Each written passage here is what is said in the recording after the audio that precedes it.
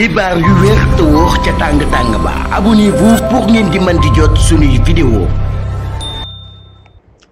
jërë ngeen jëf ci ànd gi ak ñun ci chaîne bii di Buzz 221 HD vice-président de l'Assemblée nationale di Amadou Ba moom mi daan nay critiquer projet de loi bi nga xam ni dafay wax ci mbirum déclaration de patrimoine ñu daal di koy adopté ci conseil des ministres bu 30 juillet 2025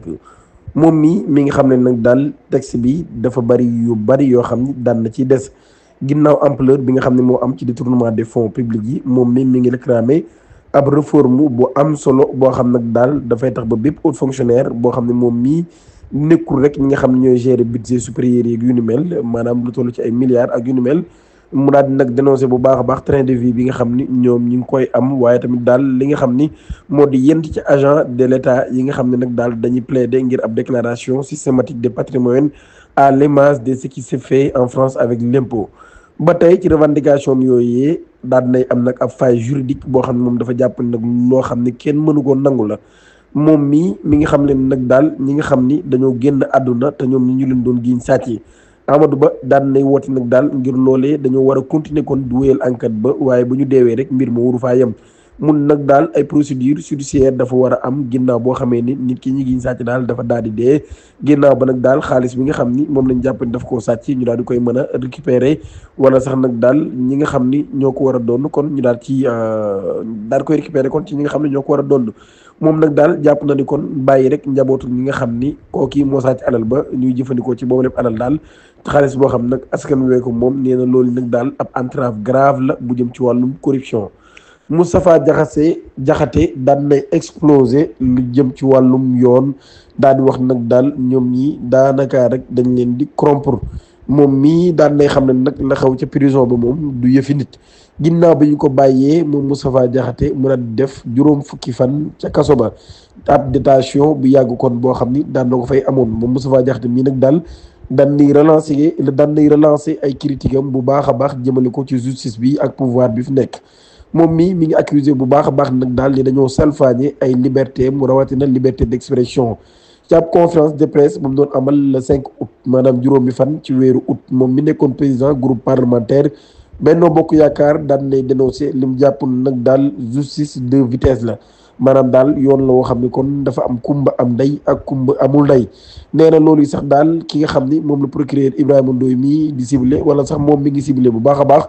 procureur Ibrahima Ndoye di ko accusé nag daal dafa deful di ko accusé nag daal li ñuy wax partialité ak motivation personnelle moom Diakhaté mii nag daal mi ngi contesté bu baax a baax topp gi nga xam ni moom lañ ko doon toppee ngir offense au chef de l'État daal di affirmer nag daal amul benn citoyen boo xam nag war naa tiit ginnaaw boo xam ne daan nay critiquer autorités yi nga xam ne ñoo fi nekk jamono ji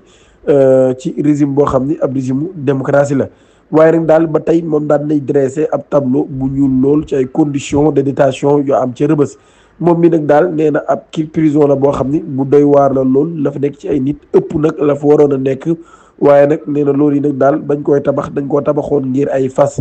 waaye nag du woon ngir ay nit ba tey moom mi daan nay dénoncé bu baax a baax recours abusif yi nga xam ni mi ngi am ca mandat de dépôt yi nga xam ne ma ngay am foofee rawatina ñi nga xam ni ay feebaru xel la ñu am te amuñu benn faj moo xam ni nag mu ci war la lu jëm ci nag wàllum torture ba tey moom mi nee na ay pratique la yu doy waar yoo xam ne dafay am ci système carcéral bi waaye ba tey moom mi mu jàpp ni nag loolu daal du yëfi nit benn yoon mi ngi woote nag daal kon ñu daal di tëj boobu les prison ci ab intervention urgent boo xam ne daal défenseur des droits humains yi dañ ko war a def ngir nag daal di jeexal yim jàpp nag ab cruauté institutionnelle la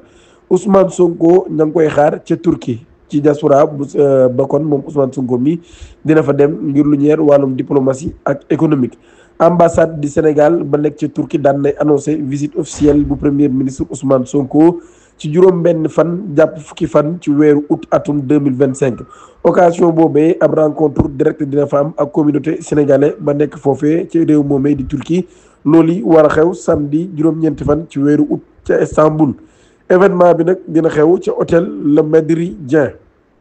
loolu kon dina tax ba ñi nga xam ne ay ressortissants sénégalais lañ ñu daal di mën a waxtaan ak ki nga xam moo di Ousmane Sonko doon ab waxtaan bu yaatu lool moom mi nga xam ni moo jiite gouvernement bi ci ay préoccupations yi nga xam ni am nañ ko rawatina mbir yi nga xam ni kon dañu koo soxla. waaye nag ba tey moom mii di Ousmane Sonko association sénégalaise ba nga xam ne ñoo nekk ci Turquie daan nañuy woote kon ñu daan ngir nag ñu daal di contribuer ci organisation des désignant un nombre limité de représentants pour assurer une participation équilibre. maanaam daal kon daal di désigner nombre boo xam ne bu yam lay doon ngir nag ñu daal di mën a participer ci boobu leen mbir ngir nag mu daal di mën a nekk loo xam ne lu équilibre lay doon kon. ba tey ci rendez-vous boobee moom premier ministre Ousmane Sonko daan nay war a am ci ab forum économique Sénégalo-Turquie boo xam nag war naa am ca boobu lépp bërëb le même jour fi nga xam nag moo di hôtel ba nga xam ne fa la war a daje ak Sénégalais yi bu 9h jotee ci mbir moomee nag daal bëgg nañoo dynamiser relation bilatérale yi nga xam daan nañ koy am ak partenariats commerciaux yi daan ngir nag daal di mën a promouvoir bu baax a baax opportunité d'investissement yi nga xam ni am nañ ko ci diggante Dakar ak Ankara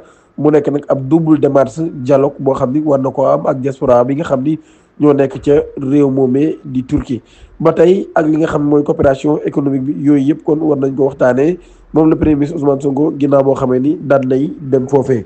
Visa États-Unis, la divulgation forcée des réseaux sociaux, un nouveau pas vers la surveillance généralisée. Ambassade bu États-Unis bi nekk ci Dakar daan nay imposer ab candidat au visa non immigré FM et JD daal di rendre public les paramètres de confidentialité de leur compte sur les réseaux sociaux mu nekk nag exigence boo xam ni bu bees la ñu daal di koy jël nag mu nekk ab mesure de contrôle d'identité susciter des inquiétudes quant à la protection de la vie privée et la liberté d'expression des demandeurs. ginnaaw bi nga xamee nag daan nañuy rendre visible seen ay publication ci Facebook, Instagram, Twitter ak TikTok ak sax ay yeneen futurs visiteurs yoo xam ne kon dañuy exposer ab surveillance accrue par les autorités consulaires américaines mu nekk nag ab directive boo xam ne daan na indi ab débat ci li nga xam ne moo di limite entre sécurité et respect des droits individuels dans le cadre des procédures d'immigration. dañuy jàll ci loolu dem ci beneen xibaar salaire yi nga xam ni directeurs généraux yi war nañ koo am mu nekk nag loo xam ni dafa ëpp fuuf wala sax dañ koy am mu nekk bokk lu ëpp juróomi yoon daanaka bu président de la république Diomaye Diakhar Faye jamono bi nga xamee ni le président de la république moom mii mi ngi jot ab salaire boo xam ni daanaka batul juróomi millions par weer. am na nag ci yenn directeurs généraux yooyu xam ni jiite nañ ay agence ay entreprises publiques yoo xam ne ñi ngi laal daanaka lu ëpp fanweeri millions par weer wu jot. mun nag daal daanaka loolu yi ëpp na juróom-ñaari yoon li président de la république Bassirou Diomaye Diakhar Faye di jot